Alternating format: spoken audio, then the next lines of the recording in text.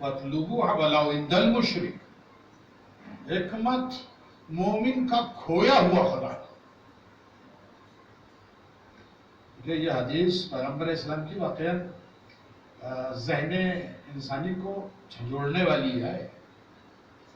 پیغمبر فرما رہے ہیں کہ حکمت اور علم جو ہے وہ مومن کا کھویا ہوا خزانہ ہے. دیکھیے کوئی چیز اگر آپ کی اگر کھو جائے تو کھو جانے کا مطلب یہ نہیں ہے کہ آپ کی ملکیت سے باہر نکل گئی.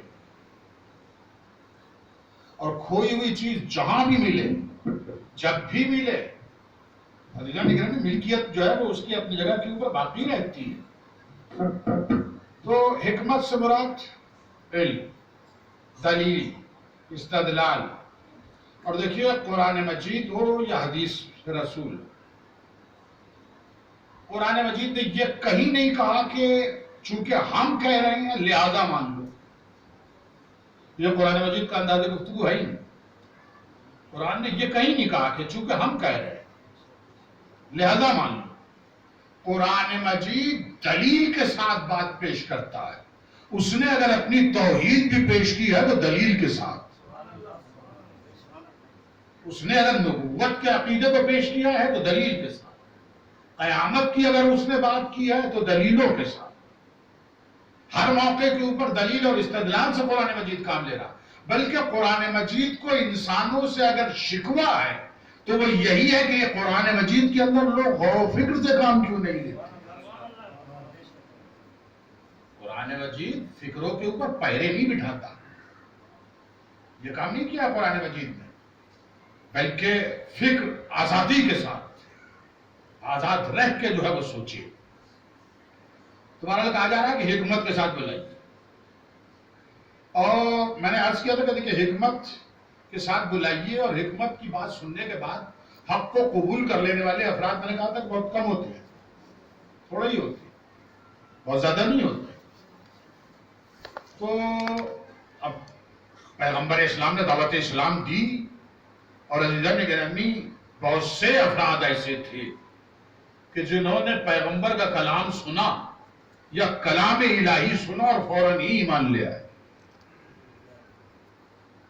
انہوں نے پیغمبر سے بحث و تکرار نہیں کی، پیغمبر سے جو حیل و حجت نہیں کیا، اپنی بات کے اوپر اڑے نہیں رہے، بلکہ ادھر پیغمبر اسلام نے جو ہے وہ دلیل اور استدلال سے بات کہی اور انہوں نے جو ہے فوری طور کے اوپر قبول کر لیا. اب ایک دو عزیزان گرامی شخصیت ہو تو اس کا خصوصی تذکرہ کیا جائے. ایک بہت بڑی تعداد ہے کہ جو کلام الہی کو سننے کے بعد ایمان لے کے آئے، قرآن مجید کے طرز گفتگو کو ملاحظہ کرنے کے بعد ایمان لے کے آئے. تو بہرحال کہا جا رہا ہے کہ حکمت کے ساتھ بلائیے. تو یہ دین علم و حکمت ہے. امام احمد ابن حنبل کا ایک مشہور قول ہے، بہرحال ان کی تحقیق ہے، اور ان کی تحقیق ہے وہ اپنے حلقے کے اندر تحقیق ہوگی. وہ فرماتے ہیں کہ علم کے متعلق جتنی حدیثیں ہیں سب کی سب ضعیف ہیں. تو وہ ان کی کتابوں کی ہوں گی. ہمارے ہاں تو حدیث کی کتابیں ہی جو ہے وہ باب العلم سے شروع ہوتی ہیں. تو بہرحال اب یہ طرز گفتگو اگر ہو اور اس انداز کے اوپر ایسے اسلام کی بات کی جائے کہ جتنی حدیثیں ہیں وہ سب کی سب ضعیف ہیں ان کے متعلق، تو ایسا اسلام جو ہے وہ دلیل کے ساتھ تو کبھی نہیں پہنچایا جا سکتا. صلوات پڑھیے.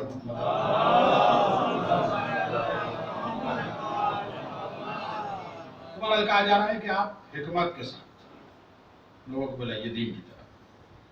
اور پھر اس کے بعد کہا جا رہا ہے کہ والموعظۃ الحسنہ. معاوضہ یعنی نصیحتیں کرنا، بعض جسے لوگ آسانی کے ساتھ سننے کے لیے تیار نہیں ہوتے. معاوضہ کہ آپ معاوضہ لیکن بہترین انداز کے اوپر معاوضہ. اس کا مطلب یہ ہے کہ کچھ معاوضے ایسے بھی ہوتے ہیں کہ جو احسن نہیں ہوتے. اس لیے تو احسن کی قید لگائی ہے قرآن مجید. موعظۃ الحسنہ یعنی بہت سے معجزے حسنہ نہیں ہوتے. اب ہوتے ہیں بہت سے لوگ، مثلا کسی بزرگ نے کوئی غلطی کر دی وضو کرنے میں، انہوں نے جو ہے وہ اسی موقع کے اوپر لوگوں کے سامنے جو ہے انہوں نے ٹوک دیا، آپ نے وضو غلط کیا. یہ معجزہ حسنہ نہیں ہے. کوئی صاحب جو ہے وہ مثلا کوئی غلط بیان دے رہے ہوں اور عزیزان گرامی انسان جو ہے فوری طور کے اوپر اس ڈھنگ سے یعنی بے ادبانہ انداز کے اوپر جو ہے وہ پہلے ہی مرحلے کے اندر یہ کام کرنا شروع کر دے، تو یہ معجزہ حسنہ نہیں ہے.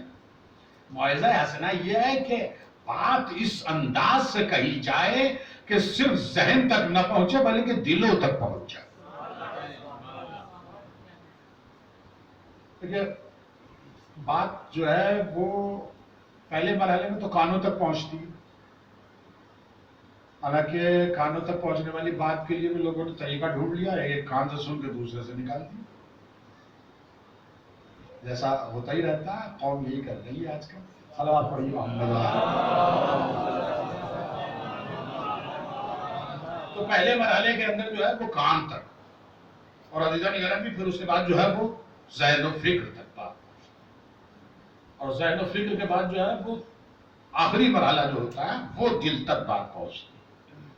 ہر بات جو ہے وہ دل تک نہیں پہنچتی. دل تک پہنچنے کے لیے معجزہ حسنہ ہونا چاہیے،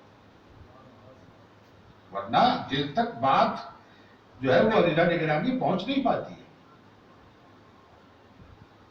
ابو علی سینا اپنے شاگرد کے ساتھ جو ہے وہ بیٹھے ہوئے تھے، تو ان کے شاگرد نے کہا کہ حضور اگر آپ دعوی نبوت کر دیں تو آپ کو ماننے والے بہت سے لوگ مل جائیں گے. ظاہر ہے کہ ابو علی سینا بہت بڑا فلسفی ہے، علم اپنے دور میں جو ہے ایک نامور شخصیت ہے ابو علی سینا. تو انہوں نے کہا کہ آپ جو ہے وہ اگر دعوی نبوت کرتے ہیں تو آپ کو آپ کے چاہنے والے اور آپ کے ماننے والے جو ہے وہ بہت مل جائیں گے. ابو علی سینا نے اس موقع کے اوپر تو جواب دینا مناسب نہیں سمجھا، اور گفتگو کرتے کرتے جو ہے وہ نصف شب ہوئی. اور نصف شب کا مطلب یہ ہے کہ سردی خوب پڑی، ایران کی سردی، سردیوں کا موسم. ابو علی سینا نے شاگرد سے کہا کہ مجھے پانی پلاؤ. شاگرد اب اس سردی کے اندر اٹھ کے جائے اور پانی لے کے آئے. شاگرد نے جو ہے وہ بہانے جو ہیلے اور بہانے جو ہے وہ تلاش کرنے شروع کیے کہ حضور آپ ہی نے کہا کہ نصف شب کے بعد جو ہے وہ پانی نہیں پینا چاہیے. آپ ہی کی نصیحت ہے کہ نصف شب کے بعد جو ہے وہ پانی نہیں پینا چاہیے. اگر نہیں مجھے پیاس لگی. شاگرد نے ہیل و حجت کی، ابو علی سینا نے بات چھوڑ دی اور مصروف گفتگو رہے. اب جیسے ہی اذان صبح ہوئی تو عزیزان گرامی شاگرد جو ہے فوراً وضو کرنے کے لیے تیار. جیسے ہی وضو کرنے کے لیے اٹھا ابو علی سینا نے ہاتھ پکڑ لیا. کہاں جا رہے؟ کہا کہ وضو کرنا. کیوں؟ کہا نماز پڑھیں گے. کس نے کہا نماز پڑھ؟ کس نے کہا ہے نماز پڑھو؟ کہا کہ آپ کے پیغمبر نے کہا. کب کہا؟ کہا کہ آج سے 500-600 سال پہلے. کہا کہ 500-600 سال پہلے جو ہے پیغمبر نے کہا تھا. آج تم اتنے سال بعد جو ہے وہ نماز پڑھنے کے لیے جا رہے ہو، اور میری بات میں نے تم سے ایک گلاس پانی مانگا تھا، اس کے اندر تم بہانے ڈھونڈ رہے تھے. تو ابو علی سینا فرماتے ہیں کہ یہی فلسفیوں میں اور پیغمبر کے درمیان فرق ہے. فلسفی کی بات جو ہے کان سے نکل کے ذہن تک تو پہنچ سکتی ہے، لیکن ضروری نہیں ہے کہ دلوں تک بھی پہنچ جائے. یہ پیغمبر کی آواز ہوتی ہے، پیغمبر کی بات ہوتی ہے کہ دلوں تک پہنچتی ہے. تو بہرحال یہ دوسرا طریقہ تھا کہ جو بیان کیا جا رہا. اور عزیزان گرامی پھر اس کے بعد تیسرا طریقہ وَجَادِلْهُمْ بِالَّتِي هِيَ أَحْسَنُ. اور اے رسول اگر بحث و تکرار ہی کی ضرورت پیش آ جائے تو بحث و تکرار آپ ان سے کیجئے، لیکن بنحو احسن، اچھے انداز کے اندر. اور یعنی دیکھیں پیغمبر اسلام یعنی پوری زندگی کے اندر پیغمبر اسلام کے ساتھ جو ہے وہ پیغمبر کا مذاق بھی اڑایا گیا. پیغمبر خطبہ دے رہے ہیں اور لوگ ہنس رہے ہیں، مذاق اڑا رہے ہیں پیغمبر. یہ بھی پیغمبر کے ساتھ ہوا، پیغمبر کو ٹوکا گیا اور بہت سی اس طرح کی چیزیں حربے جو ہے وہ استعمال کیے گئے. پیغمبر تقریر کر رہے ہیں، انہوں نے کانوں میں روئی جو ہے وہ پوچھنا شروع کر دی. پیغمبر دلیلوں پر دلیلیں پیش کر رہے ہیں لیکن لوگ نہیں مان رہے. نصارہ نجران نے جو ہے وہ کئی دن تک مسلسل پیغمبر سے گفتگو کی اور پیغمبر نے دلیلوں پر دلیلیں پیش کی لیکن وہ نہیں مانے. لیکن عزیزان گرامی پورے کردار پیغمبر کے اندر ایک موقع بھی ایسا تلاش نہیں کیا جا سکتا کہ جس میں پیغمبر کے ماتھے پہ کبھی بل آیا ہو. یعنی پیغمبر اسلام نے کبھی ناگواری کا اظہار فرمایا ہو. آخری مرحلوں تک بنے ہوئے احسن جو ہے وہ پیغمبر نے گفتگو کی. بہرحال اپنی بات کو مختصر کرتے ہوئے دیکھیں 3 طریقے بتائے گئے. یا حکمت سے کام لیجئے، موعظہ حسنہ کیجئے، اور اگر جدال ہی کی ضرورت پیش آ جائے تو جدال کیجئے لیکن بنے ہوئے احسن کیجئے. اور عزیزان گرامی 3 طریقے پیغمبر کو بتائے گئے ہیں. ان 3 طریقوں کے بعد کوئی چوتھا طریقہ نہیں بتایا جا رہا. 3 طریقے بتائے ہیں، کوئی چوتھا طریقہ نہیں بتایا جا رہا. چوتھا طریقہ میں کہتا ہوں کہ یہ قرآن کو یہاں یہ اعلان کر دینا چاہیے کہ پیغمبر اگر آپ سے یہ بحث و تکرار کے باوجود نہیں مان رہے ہیں تو اب ان کے خلاف تلوار اٹھا لیجیے. اب ان کے خلاف تلوار اٹھا لیجیے. ظاہر ہے کہ جب باتوں سے نہیں مان رہے، بھائی لاتوں کے بھوت اگر باتوں سے نہ مانے پھر تو لاتوں کی ضرورت ہی پیش آتی ہے. تو اگر نہیں مان رہے ہیں تو پھر ان کے ساتھ جنگ کر لیجیے. لیکن عزیزان گرامی قرآن مجید یہ روش اختیار نہیں کرتا ہوا. اس کا مطلب یہ ہے کہ کسی مسلک و مذہب میں جبر کی گنجائش ہو تو ہو، لیکن اسلام میں جبر کی گنجائش نہیں. اسلام میں جبر کی گنجائش نہیں. یہ دین پھیلے گا تو حکمت کے ساتھ، موعظہ حسنہ کے ساتھ اور بنحو احسن جدال و گفتگو کے ساتھ اس طریقے کے اوپر دین پھیل سکتا ہے. جبر کے ساتھ جو ہے وہ دین نہیں پھیل سکتا. ہم لوگ کہتے ہیں کہ صاحب اسلام جو ہے وہ جبر کے ساتھ پھیلا. حالانکہ دیکھیے آپ اگر اس واقعی اس چیز کا اگر تجزیہ کریں، میں کہتا ہوں کہ اسلام جبر کے ساتھ پھیلایا ہی نہیں جا سکتا. اس لیے کہ اسلامی تعلیمات کا خلاصہ ہے اصول دین اور فروع دین. لیکن بچے بھی جانتے ہیں اصول دین، فروع دین. عزیزان گرامی دیکھیں جہاں تک اصول دین کا تعلق ہے، اصول دین کا مطلب کیا ہوتا ہے؟ یعنی کچھ حقیقتیں ہیں کہ جن کو قبول کرنا ہے، ماننا ہے. تو آپ یہ چیز یاد رکھیے کہ جن چیزوں کا تعلق ماننے سے ہے وہاں انسان کے اوپر جبر نہیں کیا جا سکتا. دیکھیں اب اس لاؤڈ اسپیکر کو کسی سے جبر کے ساتھ یعنی اس کے کنپٹی پہ بندوق رکھ کے ٹیلی ویژن آپ کہلوا لیجئے تو بیچارہ ممکن ہے کہ جان بچانے کے لیے کہہ دے. لیکن وہ عزیزان گرامی اسے ٹیلی ویژن مان بھی لے، یہ کبھی نہیں ہو سکتا. یعنی ماننے والی چیز جو ہے وہ کبھی جبر کے ساتھ ہو ہی نہیں سکتی. دیکھیں کچھ کام ایسے ہیں کہ جو جبر کے ساتھ نہیں ہو سکتے. میں خلاصہ ہی عرض کر دوں، کچھ کام ایسے ہیں کہ جو جبر کے ساتھ نہیں ہو سکتے. ایک مثال تو میں نے عرض کی کہ جن چیزوں کا تعلق جو ہے ماننے سے ہے. خلاصے کے طور پہ عرض کر دوں جن چیزوں کا تعلق انسان کے دل و دماغ سے ہے وہاں جبر نہیں ہو سکتا. مثلا آپ سے کہا جائے کہ آپ خوشی منائیے، اچانک آپ سے کہا جائے کہ خوش ہو جائیے اور جبر کے ذریعے سے آپ کو خوش کرنے کی کوشش کی جائے. ایک آدمی لٹ لے کے جو ہے وہ کھڑا ہو جائے کہ خوشی منائیے، تو عزیزان گرامی کیا خوشی منائی جا سکتی؟ طاقت کے بلبوتے کے اوپر کوئی کہے کہ غم منائیے تو عزیزان گرامی طاقت کے بلبوتے پہ غم منایا جا سکتا ہے. دیکھیے جن چیزوں کا تعلق انسان کے دل و دماغ سے ہے وہاں جبر کی کوئی گنجائش نہیں.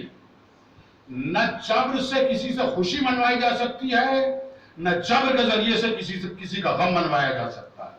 اور میں کہتا ہوں کہ جب حقیقت یہی ہے کہ جبر کے ذریعے جو ہے وہ غم نہیں منوایا جا سکتا تو وہ حکومتیں کتنی احمق تھی کہ جو جبر قضائے امام حسین کو جبر اور طاقت کے ذریعے سے روکنا چاہتی.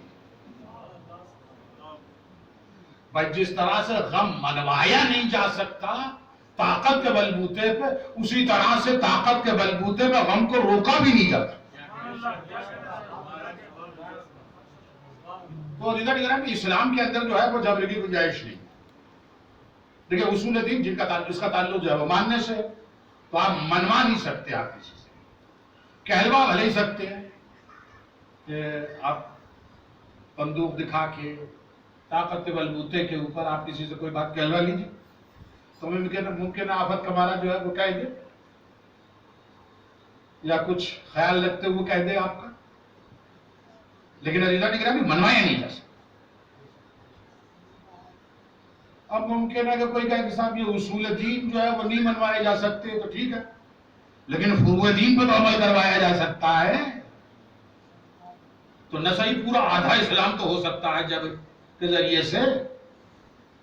میں کہتا ہوں کہ خود اس بات کا بھی جو ہے وہ آپ تجزیہ کر لیجئے. دیکھیے ایک انسان کو جبر کے ذریعے سے گھر سے نکال کے مسجد میں لا کے کھڑا کیا جا سکتا. کنپٹی پہ بندوق رکھ دیجئے کہ مسجد چلنا پڑے گا، بیچارہ نہ جائے تو پھر کیا کرے. آپ اس سے جبر کے ذریعے عزیزان گرامی قیام کروا سکتے. رکوع کہیے کہ جبر کے ذریعے سے رکوع تو رکوع بھی کروا سکتے، سجدہ بھی کرا سکتے، تشہد و سلام بھی کروا سکتے. لیکن عزیزان گرامی جبر کے ذریعے سے کسی سے نیت نہیں کروا سکتے. جبر کے ذریعے سے کبھی نیت نہیں کروائی جا سکتی. اور عزیزان گرامی ایک انسان میں کہتا ہوں کہ وہ ایسی نماز آپ تصور فرمائیے کہ جس کے اندر سب کچھ ہو، یعنی قیام بھی ہو، رکوع بھی ہو، سجدے بھی ہو، تشہد بھی ہو، سلام بھی ہو، سبھی کچھ ہو، لیکن بس ایک عدد نیت ہی نہ ہو. کیا ایسی نماز جو ہے وہ نماز کہے جانے کے لائق ہے؟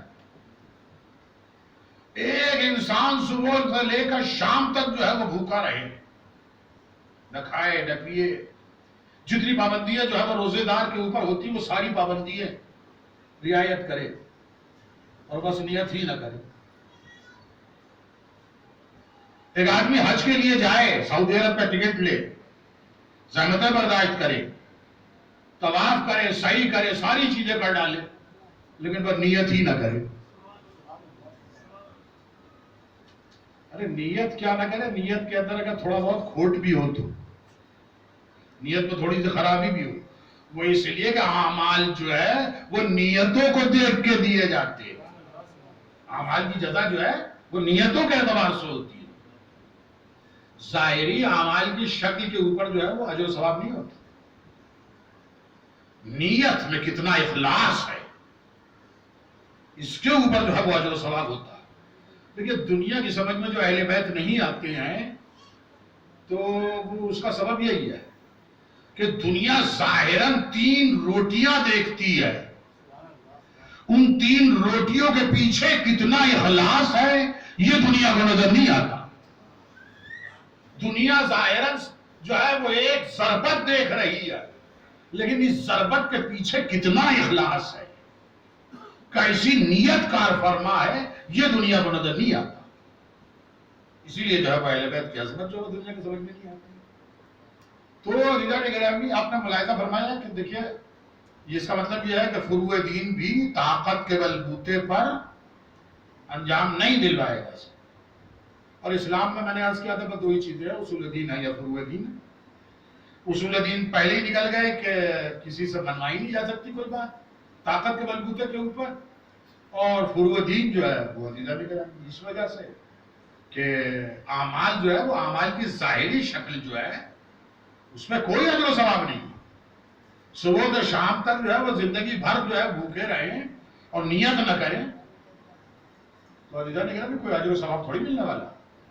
اجر و ثواب تو نیت کے اوپر ملے. تو اسلام کے لیے پیغمبر اسلام کو دعوت اسلام دینے کے لیے 3 راستے بتائے جا رہے ہیں، صبر کا کوئی راستہ نہیں۔ اور عزیزان گرامی دیکھیے پیغمبر اسلام کی سیرت بھی اگر آپ ملاحظہ فرمائیے گا، اور اگر آپ یہ دیکھنے کی اور یہ سمجھنے کی کوشش کریں گے کہ پیغمبر اسلام نے دین اسلام کو کن بنیادوں کے اوپر دنیا کے سامنے پیش کیا ہے، تو عزیزان گرامی اسلام پھیلا ہے اپنی حقانیت کی بنا کے، اسلام پھیلا ہے پیغمبر اسلام کے اخلاق کے بنا کے اوپر، پیغمبر کے لہجے کی بنا کے اوپر، پیغمبر کے کردار کی بنا کے اوپر۔ تو پیغمبر اسلام دیکھیں، یہ میں نے عرض کیا تھا کہ اسلام دین علم و حکمت ہے، پیغمبر نے کبھی کسی کی جہالت کا فائدہ نہیں اٹھایا۔ میں نے ایک بات کہی، پیغمبر نے جہالت کا فائدہ نہیں اٹھایا، جس طرح سے دنیا کے سیاستدان جو ہے وہ بہرحال یہی کرتے ہیں۔ اب کسی کو جو ہے وہ اس میں زیادہ مہارت حاصل ہوتی ہے، کسی کو کم، لوگوں کی جہالت سے فائدہ اٹھانی، جس سے زیادہ مہارت ہوتی ہے وہ زیادہ کامیاب ہو جاتا ہے۔ لیکن عزیزان گرامی پیغمبر اسلام نے جہالت سے فائدہ نہیں اٹھایا۔ پیغمبر ایک واقعہ میں سیرت کا واقعہ، اور ایسا واقعہ جسے برادران اسلام کی کتابوں میں بھی اور ہمارے یہاں بھی، پیغمبر اسلام کے فرزند کا انتقال ہوا، اور اتفاق سے اس دن جو ہے سیاہ آندھیاں چلی، آسمان سرخ ہو گیا، تو اس کے بعد جو ہے وہ سیاہ آندھیاں چلی۔ لوگ یہاں تک کہ لوگ یہ کہنے لگے کہ یہ پیغمبر کے فرزند کے انتقال کی وجہ سے سیاہ آندھیاں چل رہے۔ اب عزیزان گرامی آپ خود انصاف کر لیجیے، اگر اس موقع کے اوپر تو اس موقع کا بھرپور طور پہ فائدہ اٹھاتا اور لوگوں سے اعلانیہ طور کے اوپر کہتا کہ دیکھ لوگوں دیکھ رہے ہو، یہ آسمان جو سرخ ہوا ہے یہ میرے بیٹے کی وجہ سے ہوا، یہ سیاہ آندھیاں جو چلی ہیں وہ میرے بیٹے کی وجہ سے چل رہی۔ لیکن عزیزان گرامی پیغمبر اسلام نے کیا کیا؟